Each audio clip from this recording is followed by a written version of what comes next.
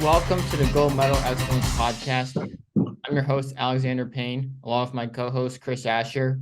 And today on the program, I'm joined by Ryan Wright. Ryan, thanks for coming on the program. Thanks for having me, guys. Yeah, thanks for coming on, everybody. Ryan, I've worked with him over the years. He is what I call a recruiting analyst, expert journalist. And like we said, the mission of this channel is to educate the parents of athletes, parents in general, and the student athletes who have questions. So thanks for being on, Ryan. Yeah, well, thanks for having me. All right, so I'm going to talk about the very beginning. Talk more about Ryan, your upbringing, where you went to school, and what your early years were like. I grew up playing all sports, football, basketball, baseball, at high level. Played a little bit in college. Right shoulder separation my sophomore year kind of got me out of the game. Just kind of didn't have the heart. I could have gone to a smaller school, D2 school, and played football, baseball, and basketball. But I was just ready to graduate and get going. Yeah. But once I was in school, there was still that bug, if you will, inside of me to perform in front of others. And so it was an unusual journey to this point. I started getting into acting. Interviewed for a play the first time, got the lead in it, didn't know what I was doing. It was Don't Drink the Water, a Neil Simon play. But from that, everything else opened up, which is germane to what we're talking about. I started writing for a sketch comedy show that we're putting on cable TV. Started writing for the #1 morning radio DJ, writing jokes, ghost bits, stuff like that. And then I had my own radio format for about a year and a half, writing for it and all that. And then moved to LA in '99 and was still pursuing everything. And then started writing on my own, and then having that water cooler, if you will, conversation with friends about college football and stuff like that. I had all this information that I just felt I had to get out. So then I started my 10,000, hour grind, if you will, and just got a podcast, or not a podcast, but a blog. Just started writing. Was really writing for myself, but if anybody wanted to see it, Yeah, great. And just fine-tuned my skills, got better and better. Applied for the Bleacher Report, started writing for them. Was writing for Athlon Sports, covering college football. Had my own website, recruitingnewsguru.com. Then eventually was hired on with Rivals as a national recruiting analyst. So it's just playing the sport, knowing the sport, developing my writing skills, and having a point of view, and then being able to put all that together is kind of what brought me here to you guys today. Oh, that's awesome. I didn't know the acting part. I didn't know that part, Ryan. That's the it's so I lived in Hollywood for years, so I tell people none of my neighbors were from LA. They were all people who were transplants. Yeah. A Laker game would be going on, I'd be going crazy, and you wouldn't hear any of the clapping. They'd be going for other team or whatever. So Right. yeah, that is awesome. So I even got an IMDb page. So there you go. I think it comes with living in LA, though. What was that, Alex? So talk more about how you transitioned into specifically the sports recruiting business. So with writing, when it came to recruiting, covering college football, when a kid would commit, for the most part, the 5 and 4 stars and the 4 stars up to a point get the lion's share of ink, if you will, headlines. But even the guys lower, from the 200 on down, don't get much information put out there about them at all, unless it comes from maybe like a local paper, but nothing on a national level. So there was this great void that I saw that I felt I could fill, and I did. I feel that I did a good job doing it. So when I started off, at the time I was in LA. So the West Coast, Southwest was, if you will, my hub, my territory, my main spot. But I interviewed kids across the country. I did interview the 5 and 4 stars. But the whole goal was really to try to bring as much recruiting attention to these guys that were under the radar on that D1, D2 line, I felt were deserving, and it found a big audience, and it did really well. Let me speak on that for a little bit, Ryan, because that's kind of how I met you. I've always said, you know, the 5-star and the 4 stars, the VCS schools. I've been a collegiate coach for years. The top schools, they're going to just take those kids. They want the kids self-ready for NFL or college track. You know, they want the kids ready. They can come in and win nationals as a freshman. They don't want to do a lot of developing anymore, even though they have the money and staff. But what happens is it's just a number game. There's thousands of kids that play football. There's hundreds of Division I schools that sponsor it, and then Division II. So there's a trickle down effect. So you have so many underdeveloped and unlooked for guys that after you take away the top ESPN 300 or whatever you guys have at Rivals, the majority of the people that are going to make it and go pro and develop at the college level are the underdeveloped guys who you're covering. So I think that's like that. I know they're probably most of the people buying your services, you know, so. Yeah, they definitely, there's such an emphasis that is put on trying to match the 5 stars with the future first round of the NFL draft. And it's important, and it's fun, and it's good to be able to, prognosticate, evaluate, and try to link all that together. But there's so much that can happen in those 4 years, maybe 5 or 3, depending on the player. But as you said, you start taking the wider swath of kids, the probability is more of those guys are going to go to the NFL and have, even if they have a cup of coffee or play absolutely 10 years or whatever, those are the guys that are going to be on the NFL rosters. Absolutely. I'll just say this, and I, working at those schools, I see, and we got some more questions, but what I see is a lot more development at those schools because the players aren't quite as good, and the coaches have to really coach and develop, and then those guys get really, really good because they've actually developed and stuff. So yeah, definitely. I mean, there's I'm sure you have more questions. We can probably get into that, but development is key across the board, from the high school ranks, with what you do and with your speed development and training. Those guys going outside of the school system to get extra support, and then once they get to the collegiate level, hopefully they're going to a school that can give them everything they need. But yeah, development is so important. You eventually end up landing a job at Rivals. So how did you end up working your way up to get to that point? A lot of hard work. Chris can vouch for it. I've been with Chris up at UCLA, out at JUCOs. That's just with Chris. I traveled everywhere, from going to games, Trinity League, City League, LA games, camps, Elite 11, Under Armour, throughout California, in Nevada, Arizona, putting on my own camps, also traveling to Texas, Tennessee, Virginia, Florida, everywhere, you name it, on my own dime, trying to build my website, what I do with RNG. And they took notice. That's college coaches, I realized, were really probably about half of my demographics. And they were coming on there, taking in what I was putting out on these kids and making it part of their evaluations. So it was helping getting a lot of kids offers. Yeah, I was, and that's I forget. I think I met Ryan. I had a speed camp at Palisades High School, and I put a sign up. Actually, I'm kind of like Ryan. I was hustling, still hustling. But, I put a sign up. I think Ryan walked by the beach and called me and said, "Hey, I got this sign. I want to talk to you." And I was like, "Oh, okay." And that's how we met. And you were doing Recruiting News Guru, and I saw you doing it, and I knew it was a real need because, like I said, there's not enough information out on other guys. And so you were really grinding, you were evaluating, you were going to all these games, you had these relationships, you were going to these camps, these groups. So you're going to have a lot of information. Like I said, the top schools at the time while you're doing that probably didn't need your information as much because they're going after a different level. But that other 80% needs your information. Now we say to people that you cater to the market.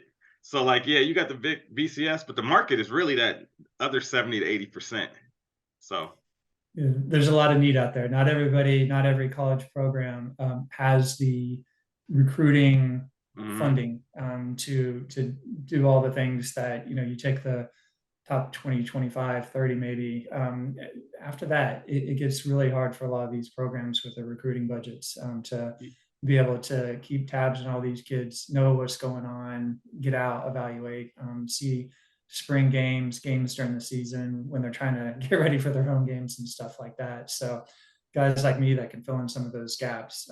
Like I said before, there's a void that I was able to fill. Oh, it's phenomenal. It's funny. I met Jerry Palm, the ESPN writer, the Final Four years ago, and I said, "How did you get started on this?" He said, "I was doing math formulas and just breaking down the tournament, like breaking down power ratings of teams." And he literally said, and then the NCAA called me. Like they're like, "You got the," or he's like, "Him, me, and this other guy," and he's like, "The NCAA called me." And next thing you know, and then he said, "Now I'm doing football writing." Yeah, well, if you have something to offer, right? Yeah. Something does not necessarily always have to correlate with. Yeah, I played offensive guard for 8 years from high school Mm-hmm. into college or whatever. There's all sorts of different ways one can contribute in a positive way to the greater good of the game.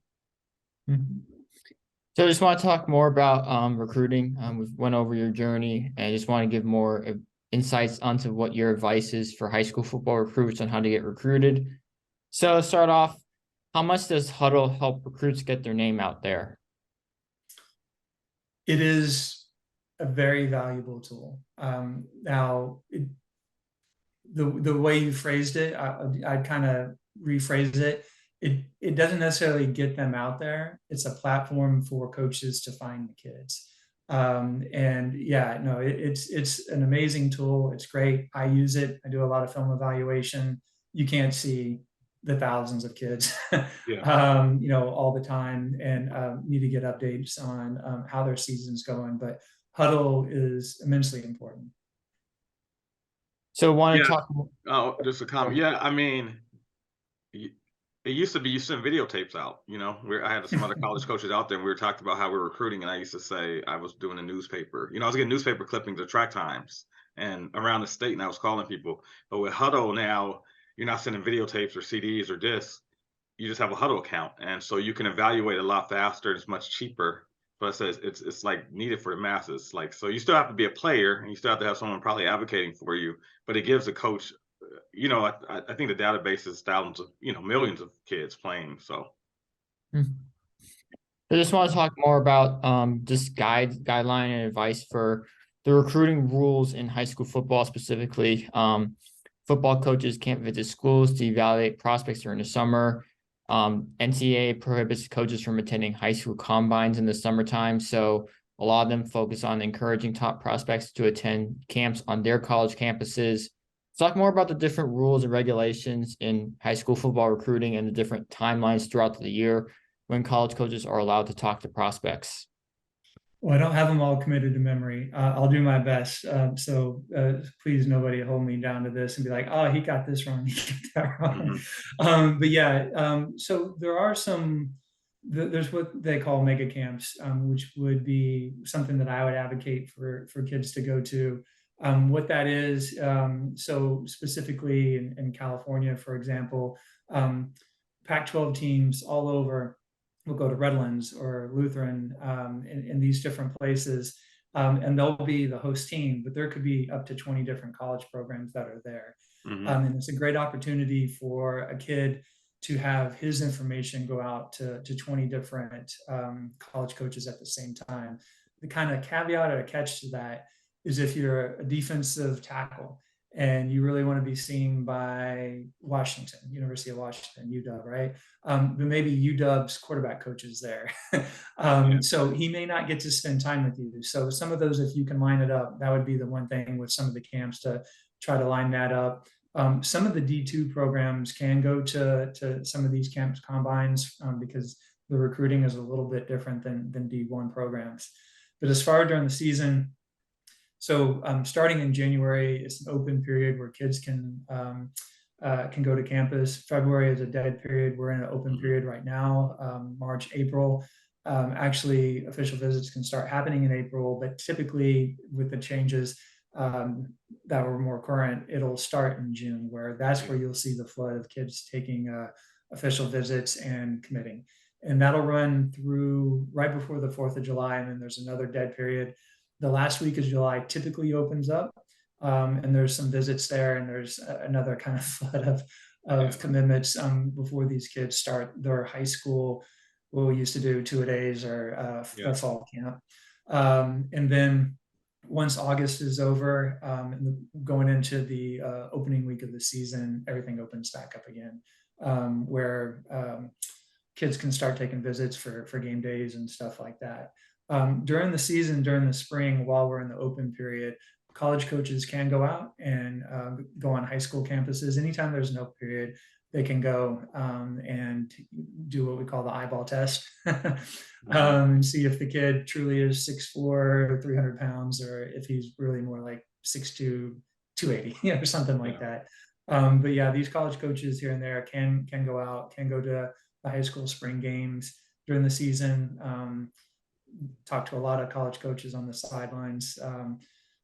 Don't need to name drop, but a lot that were out here for the games I was at. And it's always, really cool to see these high profile coaches on the sidelines taking in the games. Yeah, that's with the early signing periods changed a lot of things, because the college coach has spring ball, and then they've got to get they essentially got to get your recruits in before the summer of their senior year, so you gotta, like you said, and most of the kids are in school in May or or June in California, so you're kind of cramming these recruits in, so you got to evaluate them. And sometimes I was in track and field as a collegiate coach, and I remember we had an early signing period, and the coaches hated it, I think, at the time, and then they said we just want one signing period. And then what happened was they went back and said they wanted two. And I think even with all these calendar things, I've read some things where it's like, let's just go back to because now you're recruiting people twice. And now you got the early cycle, and then you do get most of the players in the early cycle, but then when that early cycle is over, you still got to recruit for that second cycle. So, and the players may not get to see your campus if they didn't get out in the summer. I mean, and because they're in high school season. So I think it's just a lot harder on the coaches. But I do like your comments on the camps, because I've had parents ask me about like the Redlands camp, and I haven't had an idea. I said, I think you should go. If they've said college coach right here, I just said, I don't know if USC is going to be there, if that's or like you said, Washington. But that's great information to know for the parents of kids. Yeah, that stuff is readily available ahead of time. So a kid doesn't have to guess, which camp. So, before I used Washington as an example, I remember one Lutheran camp. This had to be 3 years ago. They had two different. Oregon was a host. Coach Cristobal was there. Got to walk around with him and see how he evaluated. And then I think Texas was like a week or two later, also at Lutheran.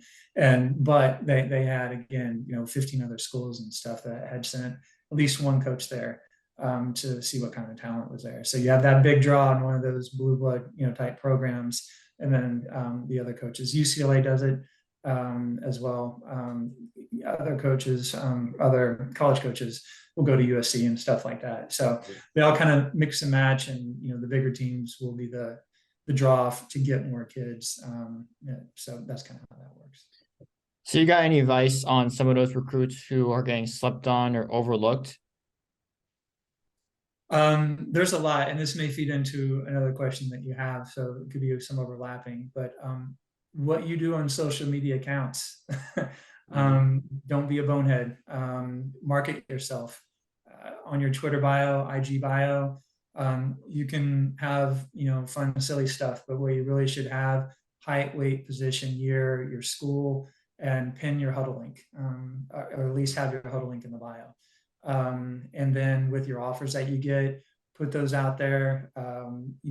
That's a way to market yourself. So when a college coach finds this hypothetical person, running back John Smith, and he goes on to John Smith's Twitter page, he can see, oh, he's 5'10", 210 pounds, runs a 4.5 40, whatever the case may be, and this is his Hudl, and I can check him out. So social media is one thing. Grades, I mean, as Chris kind of put it, just on the analogy of how many kids are on Hudl, there's thousands, tens of thousands of kids fighting for a small number of scholarship opportunities. So anything you can do to differentiate yourself from the other guy, and that includes grades, keep your grades up. And that goes back into social media, not retweeting, bad things or putting bad things out there, cussing or whatever the case may be. Present yourself in a way where that college coach wants to work with you, wants to spend the next 3 to 5 years of his life with you, training you. So those things are very important. But yeah, we've already talked about camps. Hudl is very important, especially how you package your huddle. We didn't really get into that, but the first 4 clips on a huddle are the most important. And college coaches will cut it off after that if they're not seeing what they want to see. What are some of the important things to put on there? One, keep it tight. We don't need to see the 10 seconds from the last play as the next play is getting set up. Make sure they have those markers where you're marking yourself, and the college coach knows who he's looking at, especially when you get into the interior of the offensive and defensive line. And then when the play is over, if you're an offensive lineman and your running back broke free for a 90-yard run, we don't need to see the running back run all 90 yards. Cut it off, go to the next one. And for different positions, it can be different things that are important. For a quarterback, we don't need to see 4 or 5 consecutive, bomb routes, fly routes, go routes, whatever you want to call, where you're just launching it and the receiver's running under and catching it. College coaches also want to see the intermediate passes. If you can do a 15-yard out from one hash to the other, that's a grown man throw. Much more impressive than trying to hit the long bomb, if you will. And short passes. If you're flushed out of the pocket, your ability to avoid pressure, throwing on the run, stuff like that. So mix up those huddle reels. Again, each position is a little bit different. Defensive backs, I won't go down each one, but defensive backs, your coverage, coming up against the run, stuff like that. I actually had a coach from Minnesota reach out earlier today about a kid and gave some of the same advice. One of the first 4 plays was defensive end getting a sack, and there wasn't anybody there to block him. And that didn't show anything about the kid. Yeah. The next play right after that was what I would call a late hit on the sidelines to a quarterback, and that's a penalty. That's not helping the kid out with his huddle, So, but yeah, huddle is very important. Social media, grades, those are all opportunities, marketing opportunities for kids to get themselves out there to college coaches. And it's also, you don't want to over inundate college coaches with DMs and stuff like that. But the occasional DM, if there's something that you have worthwhile to share, can always be good. But just remember that high profile college coach is probably getting 20 or 30 of those a day. So, it doesn't hurt to put something out there, but you also don't want to overdo it by messaging and trying to personally contact college coaches. Yeah. I think we got some more questions to that, but that's what I've advised kids. Academics, number one, especially if you have good grades, it shows a coach you're not a bonehead. Me and a parent were talking last week, and if you got a kid with a high SAT and a high GPA, you go, you know what, if that kid has to go in a game, he's not going to screw it up for you. If he's smart, he'll probably figure it out, and he's probably not going to get in trouble either. So, right. And if you think that's not a big deal, it is a big deal, when you're dealing at that level of school and, they're looking at everything. But yeah, I would say that social media, I guess my question going in is, and Alexander may talk about it next, is like I've had kids I've trained where they go to pretty good schools, top in California, and they've said, "Hey, coach," I said, "what schools are looking at you?" What, and what they've said to me is, I think, like, I have a kid or I coach I think the school was top 5 in California. And I look at him and say, "Oh man, this kid's good. He's gonna get offers." And he says, "Coach, the high school coaches told me this transfer portal's just kind of changed everything. And I'm like, a year or two ago, I would have got offers, but right now, so that's just my comment, because I know we're going to go a little more into that. But I've heard that to where I don't even know really as much to give them advice anymore, because I'm like, okay, this is newer." Yeah, I mean, it's far more competitive. A couple of minutes ago, I was going to chime in. I didn't want to interrupt you. You were talking about the early signing period and then National Signing Day, where you're kind of 2 different recruiting cycles, if you will. And there's really a lot more, because there's the spring evaluation period, getting out, getting all these kids on campus for unofficial visits to set up for the official in the summer in hopes that they verbally commit there. But then you have to stay on them and hope that they sign in December during the early signing period. And then whatever gaps that you have, if there's any, available. Now you have the transfer portal period. That's 2 periods. Well, that's what I was getting into. That's what I'm you got like 6 periods. I mean, it's crazy. If you haven't coached collegiately, you don't understand, but it doesn't stop. Yeah, then you have the transfer portal. So it's highly competitive. That with some of these kids, the thought that they've been a year or two in college, they kind of have an idea how everything works. A year or two in a collegiate weightlifting program, so they're a little bit stronger, maybe have a little bit more development than a high school player. We'll see over time how that kind of balances out, if that's still going to be the go-to, or if teams are going to start maybe missing on some of these transfer portal guys, and maybe their evaluations aren't quite what they thought, especially for guys that were true freshmen that are, getting out already, or they were a redshirt sophomore or something like that, and just haven't really had a whole lot of time to develop. But it's transfer portal has changed everything with recruiting. So some of these guys that maybe were kind of that midline, they're getting cut out. And you can go down the line and look at the team recruiting classes. It used to be 25. Well, before Houston Nutt, he was at University of Arkansas, signing 36 kids and knowing that he's going to send 11 of them to JUCO. They kind of shut it down where you could have 25, 29. Then with transfer portal, they opened it back up where you can have in the early 30s guys that you sign, because you're losing guys and you're bringing guys in with the transfer portal. So everything's changed. Transfer portal, some teams are signing, like the big teams, Georgia, Alabama, they're still going full classes. But then you have a lot of teams that are maybe going 15 and they're saving the rest for the transfer portal. So it really puts some of these high school kids in a weird spot. Chris, I know you and I have kind of talked about this. I've talked about it with a lot of people. There goes that opportunity to go to a good G5 school or a good D2 school and get that opportunity to play early, get developed, and then your time in that transfer portal, if that's the route that you want to take, can come back through in that Power 5 school that you wanted, whatever region that you're in, that opportunity could be there for you. But yeah, transfer portal's changed everything. NIL's changed everything. There's a lot of things where coaches and players, recruits are left in limbo. Obviously, you have junior college recruits and you have high school recruits. So I was gonna say, like, you talked about, like, I guess he goes to transfer portal and stuff too. But what's the difference between, like, the rivals, top 300 players, high school, and then like junior college, and what are the coaches look like? What are the coaches looking for if they're going out for a JC guy? So the junior college, in a way, would kind of mimic what the transfer portal is. So again, you have a collegiate player, sometimes a highly recruited one for whatever reason, had to go the JUCO route. And having been around a lot of JUCOs, sometimes the development is there. That would be the difference between a kid maybe going, D2 or whatever. There could be a little bit more development. So it really just depends on the program and the resources that they have. A lot of those guys, bless their heart, man, they're doing it basically for free. They want to be part of the game and want to help the kids. So the recruiting process would be effectively the same. As long as a kid had the good test scores and a good GPA, they could play for a year and then transfer.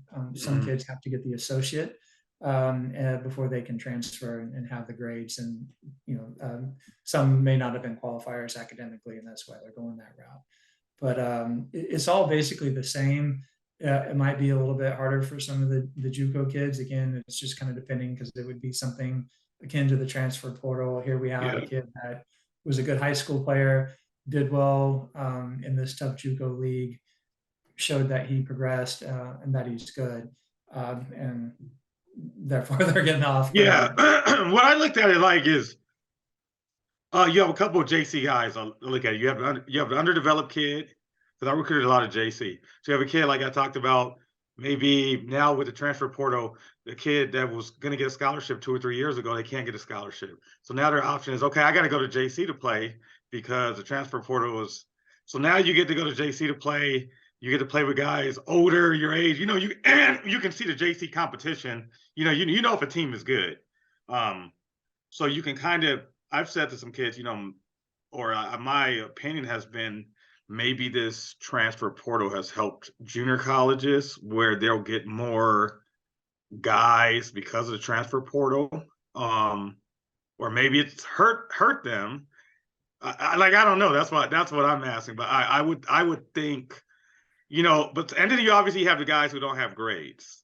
Like years ago, I was lucky. I worked with Tyreek Hill. We were in Spain at the World Junior Championship. He was on a relay team I coached, and he didn't have the grade, so he had to go to Garden City.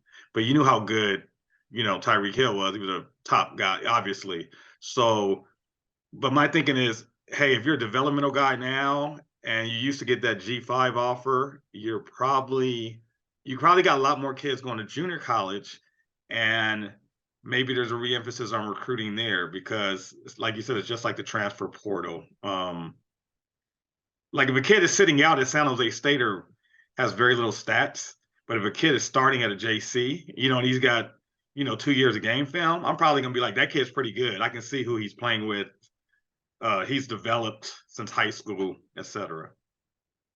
Yeah, I mean, I think anytime that you can get reps and show that you're developing and getting better, regardless if it's D2, D3, Yeah. JUCO, whatever the case may be, yeah, I mean, you're winning, you're getting ahead. So, as far as do I think that the JUCOs will be hurt or gain from it? I think it'll really be about the same because I think it just depends on each kid's situation, if it's academics or if they just don't have that good fit or relationship with a D2 program.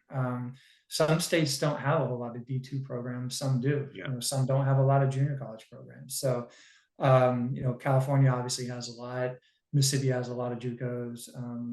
Kansas has a lot. On the East Coast, there's really not that many. Yeah. There's more kind of post-grad schools, but you have the ASA, which they have one in New York and Miami, but kind of few and far between. I know Mississippi used to be you could only have so many out-of-state kids on there for scholarship. So there's a lot of things that could dictate how that plays out. But I think it'll kind of pretty much be the same. You just have some kids that I don't want to go JUCO. I want to go to a D2 school. This school is 9-3 or whatever, and very good or something like that. And I think I can be developed better. And again, it could just be that they're in a state that doesn't have a good junior college program. Yeah, I think my thinking was more, hey, I'm a kid 4 or 5 years ago. I would have got an offer from a Mountain West school. Now I don't get that offer because they can go to the transfer portal and get guys who aren't playing at bigger schools, etc. And then you're like, okay, I can go D2 or I can go play at this JC and really ball out. Because the other school, let's be honest, if you're a walk-on at a good school and you're not on scholarship and you just aren't the best guy, you're not getting opportunity. So it's like, it's almost better. And it just, I don't know, that's why my question was. It just seems like it's better now for developmental kids. I just figured JUCOs, like at least in football, might get kids because those overlooked high school kids who don't want to walk on or go D2. Now if you want to play football, you're forced to go to a JC.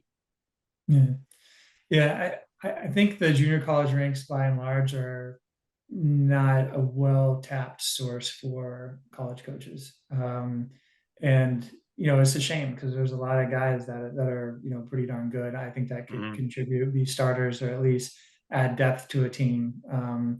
And they're just not getting those opportunities because they'd rather have a high school kid. Everything can go one way or the other. They'd rather have a high school kid that they can develop for 4 or 5 years, or again go to the portal and get a kid that is similar that was playing for a Power 5 or something like that. Howard may work or was playing for a G5. So I kind of think everything will kind of balance out just the same, as long as NIL isn't a factor, which there are smaller programs that have some NIL deals that are bringing kids to campus. So some high school recruits continue to visit schools even after orally accepting an offer. Some have even changed their minds at the last moment. been going on for many, many years. So explain kind of what shapes those decisions of people who just, change their mind after making verbal commits. What was that? Could you say the last part of that?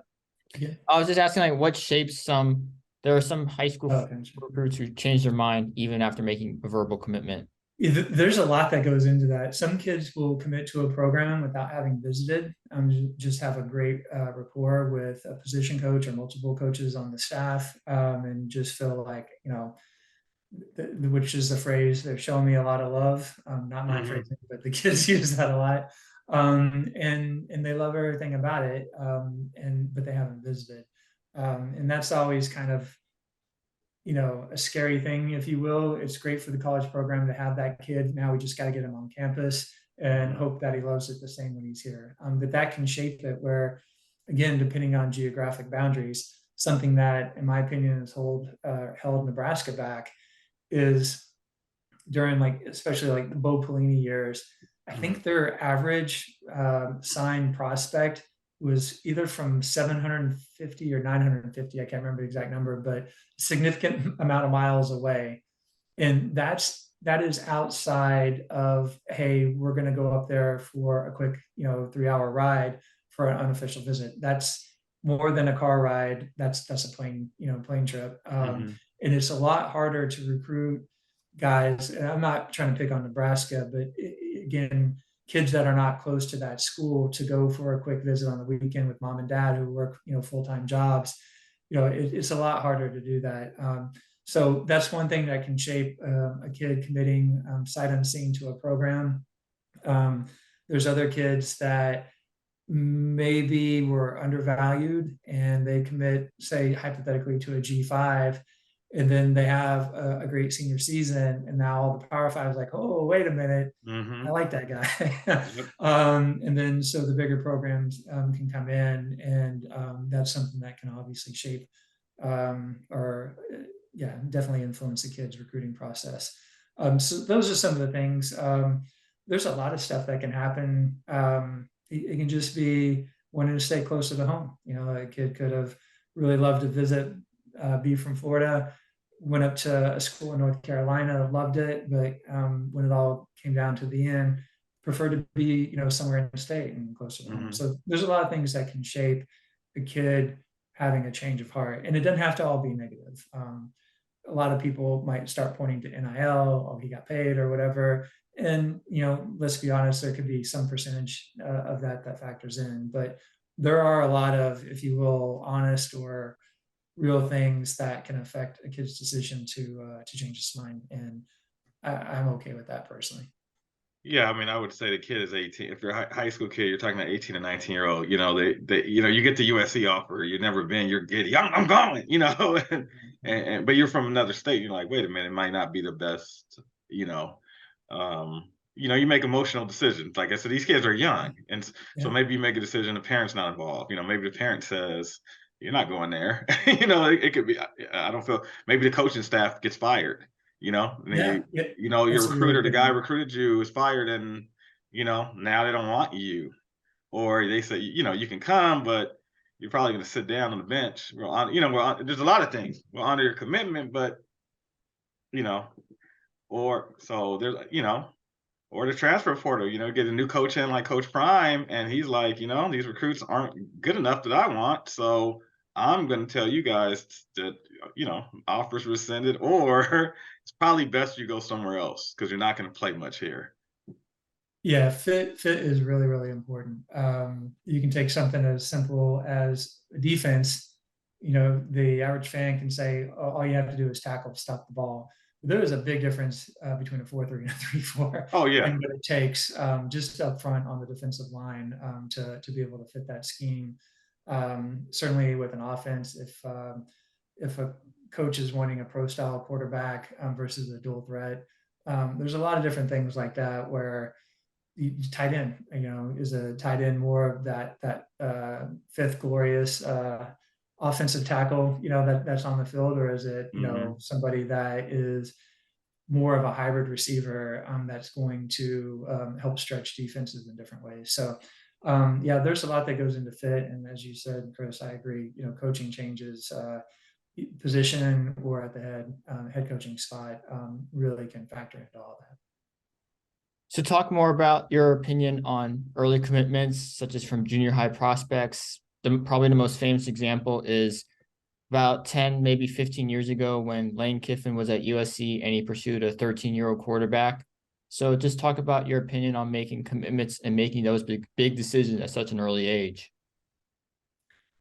I see. This is the thing: is any kid can commit to an offer that's committable, but it's all just a verbal agreement one way or the other, and it's not legally contractually binding.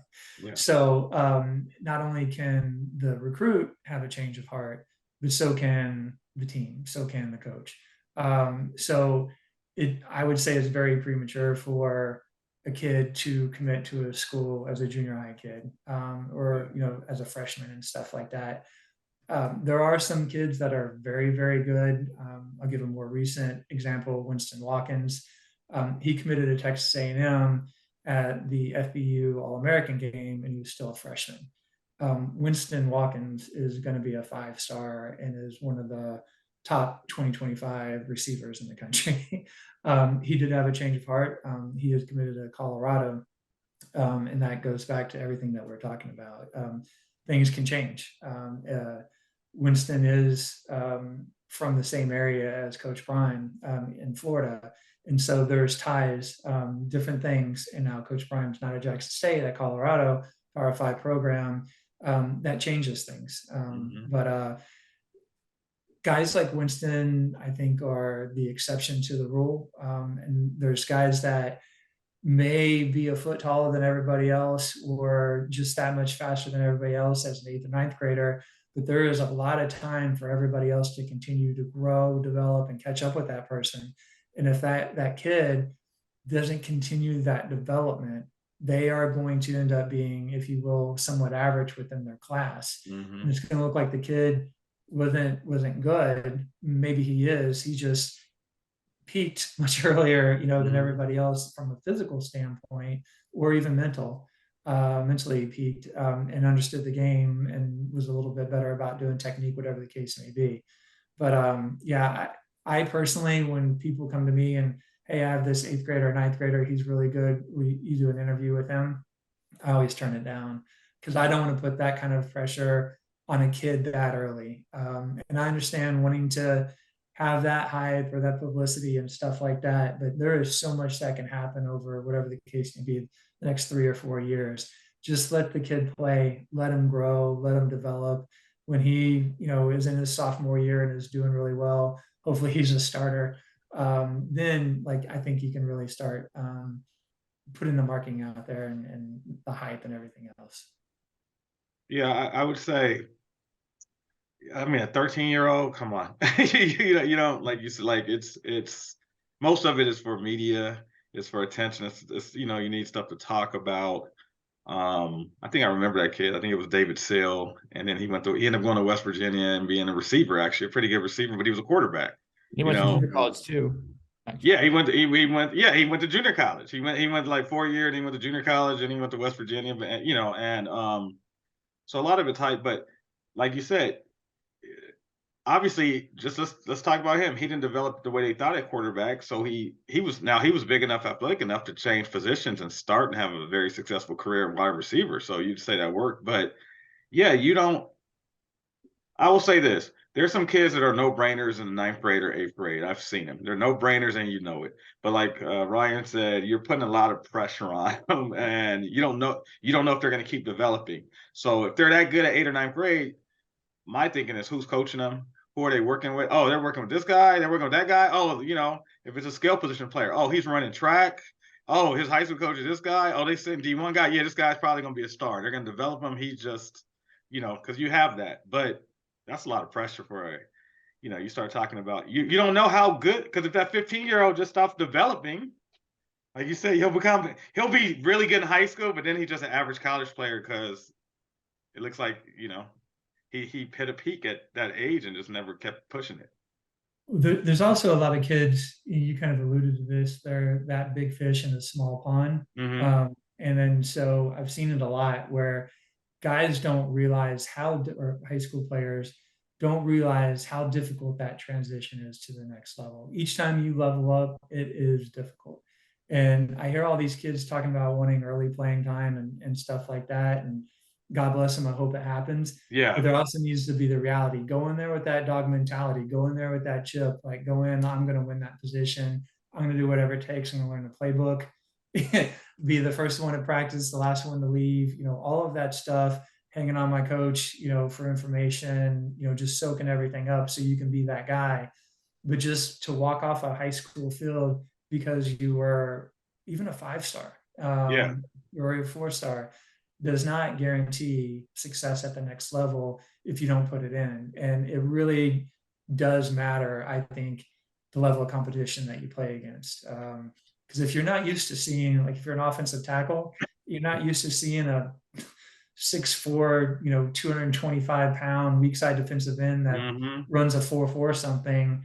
You're just going to get burned and you're going to get your quarterback killed. So there's no good reason why, as an offensive tackle, you should be on the field, because you're just going to embarrass yourself and you're going to get somebody hurt. But back to the younger kids, I always go back to the bell curve. There's always an exception to the rule where there's a guy out here, if it's 5% of the kids across the country, however many thousands, tens of thousands that are participating. But that's going to be a really small number of those kids, like Chris said. And I agree. There are guys that, like Donovan Johnson, who's at IMG, his freshman year played in Georgia high school football, and he's just a dude. IMG was loaded at running back this last year. He didn't get a lot of snaps, but Donovan is still a dude. Yeah. He will be. He just didn't get a chance to show it. Yeah. But yeah, he's somebody that was definitely on the radar at a young age. And he will be, pick the Power 5 school he wants to go to. I recall going to a track meet years ago at USC, and the Crenshaw High School coach goes, "Hey, Asher, come here." And I know these guys are old. "Hey, I got a guy for you." You say, "I'm whatever, Coach Decker." "Oh, no, man, this guy's a truth. He's a 9th grader. You're gonna see him." I'm like, "Whatever." He's like, "He's running today. His name's DeAnthony Thomas." And I'm like, "What?" He's like, "Man, starting varsity." I'm like, "Whatever." He's like, and so you get that, but then for me, on a guy like that, it's like, oh, I knew this guy's coach. I knew he was playing Crenshaw. I knew he was going against top competition. I'm like, oh, these guys talking about him. This guy must be real. Let me check this guy out. And then, a guy like that becomes what he becomes. But last comment on it, I'm glad you said that, because you're talking about each level goes faster. I've had friends who've been in the pros, and they're like, high school, there's a couple guys on the field that are good. If it's 2 really good teams, we're like, there's 10 guys out there good. And you get to college, and unless you're at Georgia or somewhere where half the teams going first round in the NFL, guys are like, yeah, it's faster, but there's like 10, depends what school, but there's about 10, 15 guys on my team that are really good, and then you get to the pros, it's like everybody's just fast and strong. And once you get to that level, it's a money game. These guys are like, I need to make money. I'm working hard. And it really becomes who's the biggest dog. That's what I really tell the guys. It becomes who's training the hardest. It has to be a full-time job nonstop. And they are looking for younger, cheaper talent. And someone's always looking to, get your position. So you have to always be on it. Agree 100%. Got to take care of your body too. All the little things that add up. You got to eat right, get the massages, stretch, train. You got to go above and beyond. Some guys are just gifted and naturally can do whatever, but for the rest of us, you gotta put in the extra work and really take care of yourself. So for recruiting, talk about the differences in impact on the recruiting stock between summer training and in school ball. So off-season training, a lot of times what that's going to come down to is more about getting bigger, stronger, faster kind of stuff. Depending on the position, you can always work on individual skill stuff. So summer, off-season, spring training is very important at every position. So you can always run your routes extra crispy. You can always have, better footwork as a quarterback, as a defensive lineman, your hand fighting skills, developing that second, third move after initial contact if your first one didn't work. All sorts of stuff can be worked on in the off season. And that's where maybe Chris will smile on with this, but that's where you make your money. Well, that I I was Ryan's right. The work is the off season. You don't really get better during the season. I mean, you play, you can become a better player, but you don't have as much time to spend in the weight room. You're not, you're so the off season is when the work's in, and just so you guys know, you high school kids or parents, say it like when these guys leave NFL minicamp, and they have their 1 month or 90, a month and a half break before the start of training camp. These guys, they go to minicamp, they're doing the off-season program or OTAs and stuff. And then they immediately, when they leave the minicamp, they're like, okay, I'm going to go to LA and train till the season starts, or I'm going to go to here in Texas, or I'm going to go train with my college coach. But it's nonstop, and they're doing field work. They're lifting weights. They got a sprint coach like me. They're doing, it's not, and it's nonstop. There's no.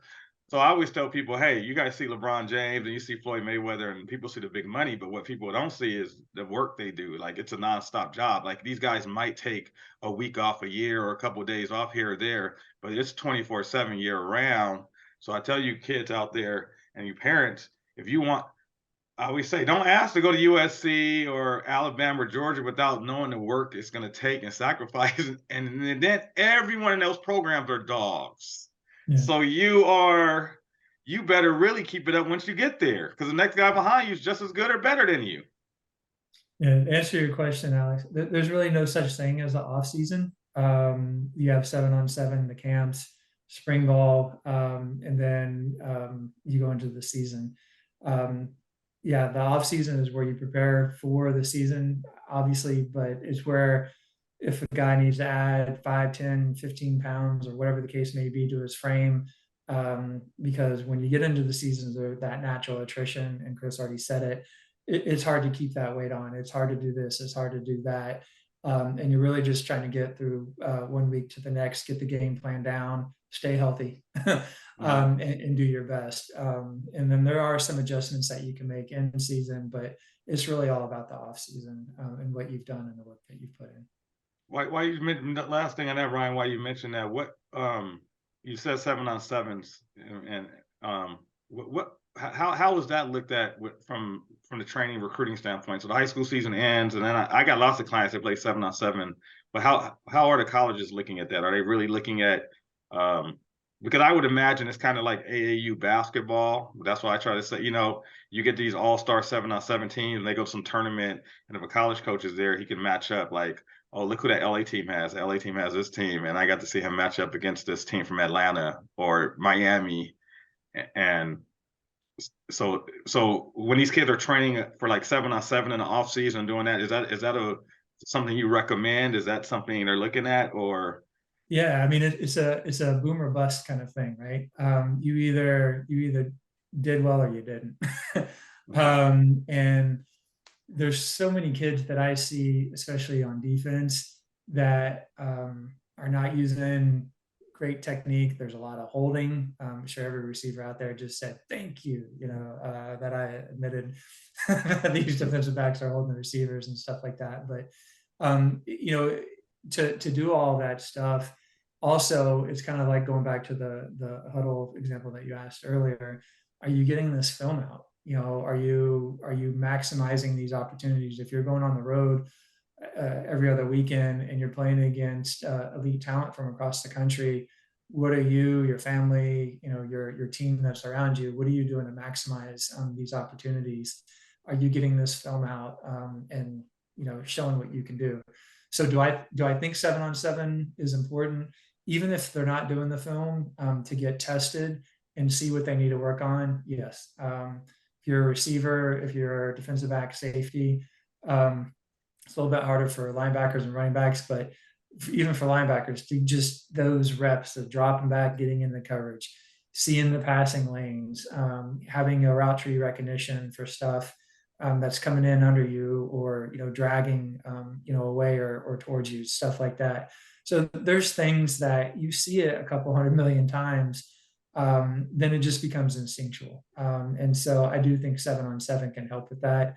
Definitely helps more with receivers, defensive backs, and quarterbacks, getting that quarterbacks throwing receivers open, finding out what they can do with their arm, fitting it into a window and stuff like that. So, in a lot of these guys, at the elite level, with the 7-on-7, those are the guys that you're going to see in college. So it definitely is a good opportunity to test yourself, and see what you can do, especially before these college camps, because that's where you're gonna another opportunity to earn these offers. And if you go to these college camps and you are not ready and you've been sitting on your butt, for the most part over the spring playing video games, you just lost your scholarship. You're going to go to that camp. There's so many guys. Just got to say this, kind of dovetailing off, but I've seen guys already Under Armour camp. They just went through the drills. They even started 1-on-1s, and dudes are throwing up. Like, you gotta be ready. You gotta be in shape. You gotta be ready to perform. So that would be the one thing I'd say about going to these camps, 7-on-7 or whatever. If you're gonna do it, put yourself in a position to win, maximize the opportunity. All right, so last question. Just talk about when kids are making a decision on where to go to college. Some choose to go close to home, some choose to go far away from their hometown. So talk about the pros and cons of both scenarios, going to college close to home and also going to college far away. I wouldn't put anything on proximity, quite honestly. I mean, I think it's a very good question, but I would put more, going back to what we talked about already again, is fit, and finding that coach that you can relate to, that seemingly really does care about you, can develop you, and help you achieve what you want to achieve in college. And everybody can say they want to go to the NFL, which is all very good and well, but also academically. And Yeah. some different schools talk about this isn't a 4-year decision, it's a 40-year decision, and academics need to be part of that 40-year decision, because nobody's playing 40 years in the NFL, right? So,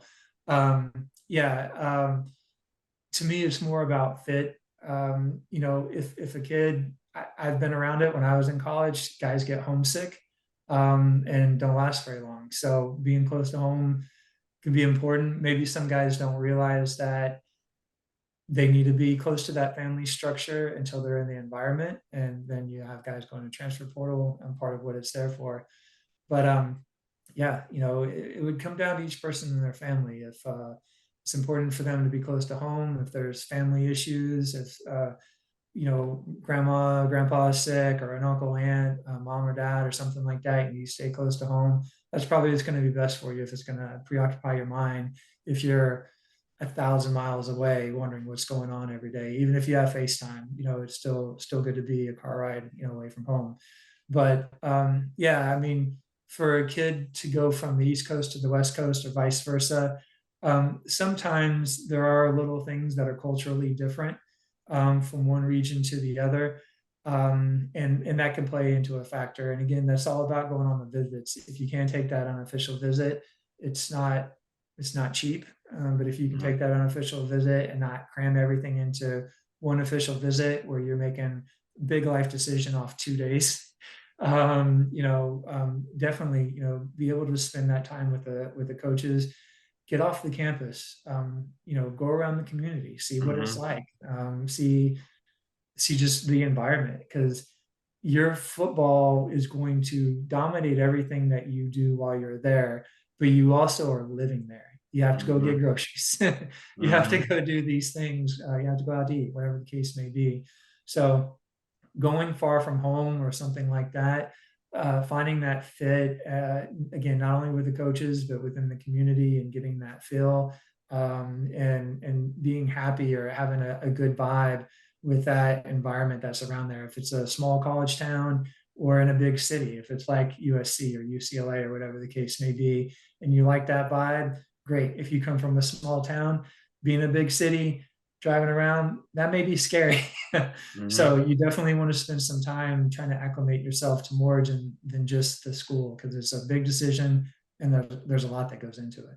Yeah, you hit on a point. I would say, I used to tell people, understand on a recruit visit, they're showing you the bells and whistles. It's kind of, it's like smoke and mirrors.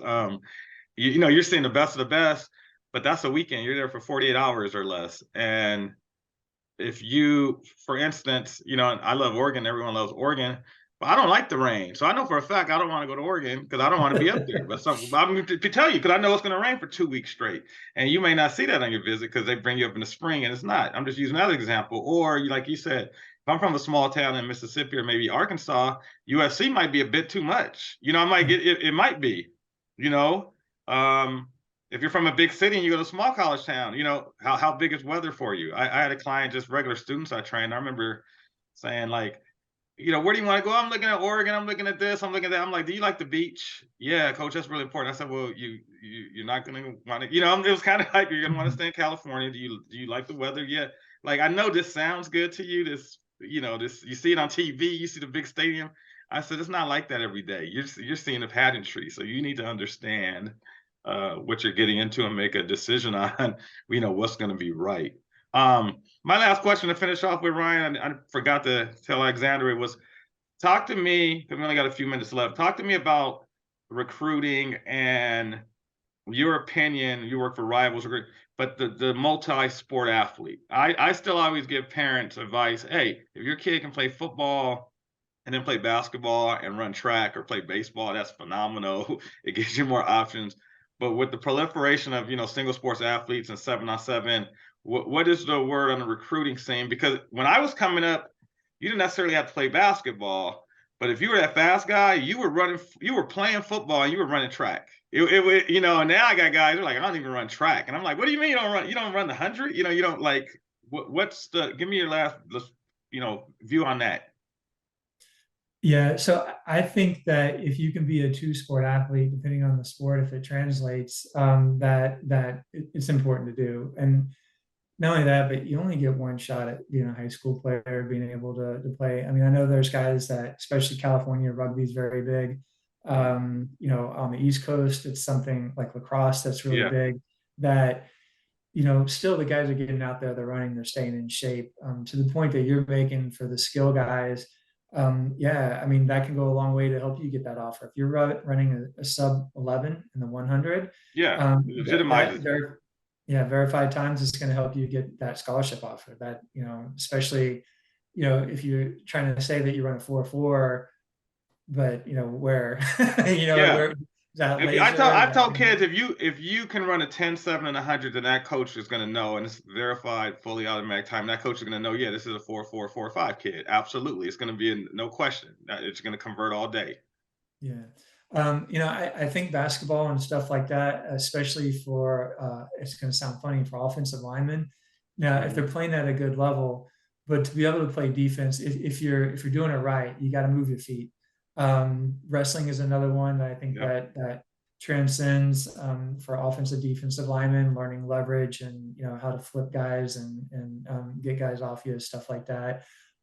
So I do think that being a two-sport athlete is good. I do think that it's valuable, and there's different sports that definitely translates onto the football field, where how many receivers do you see, like they're down low, posting up, boxing guys out, giving that 50-50 ball in the corner or something like that. So yeah, I mean, it can translate if the guys are making it translate and working it where those skills in the other sport are showing up on the field. Well, Ryan, I always like to say, I love, if I saw a guy that could high jump 6'8" or 6'10", and he ran like 11,500, I'm like, that dude's gonna be a 10,900. That's gonna be a great wide receiver, or DB. I knew it translated. Like I know a regular person can't just high jump 6'10". So right. Yeah, and I also did 3 sports in high school for my first couple years, and I just really enjoyed it a lot doing different sports. I really feel like when you play as many sports as you can for as long as you can, it just makes you enjoy competing and being part of a team and being in great shape. But I feel like once you start specializing, which I did later on in high school, on one sport, it just stockpiles a lot more pressure on your shoulders.